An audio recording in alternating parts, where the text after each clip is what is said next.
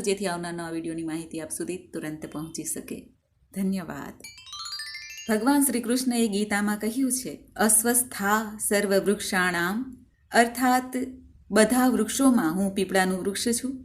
સનાતન ધર્મમાં પીપળાના વૃક્ષને ઝાડના એટલે કે વૃક્ષના રાજા કહેવામાં આવ્યું છે.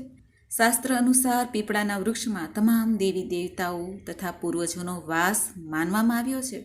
પીપળાનું વૃક્ષ ભગવાન વિષ્ણુનું જીવંત સંપૂર્ણ શિલ્પનું સ્વરૂપ માનવામાં આવે છે. સાક્ષાત ભગવાન નારાયણનું સ્વરૂપ માનવામાં આવે છે. એટલા માટે તો આપણે એકાદશી હોય, અમાવસ્યા હોય, પૂર્ણિમા હોય ત્યારે પીપળાના વૃક્ષની ખાસ પૂજા કરીએ છીએ. ભગવાન શ્રી કૃષ્ણએ ગીતામાં જેમ કહ્યું છે કે સર્વે વૃક્ષોમાં પોતે સ્વયં પીપળાનું વૃક્ષ છે, માટે પણ પીપળાનું વૃક્ષ પૂજનીય થયું. જેમ તુલસી માતાજીની આપણે સેવા પૂજા કરીએ છીએ એવી જ રીતે પીપળાનું વૃક્ષ પણ પૂજનીય છે. આપણા હિન્દુ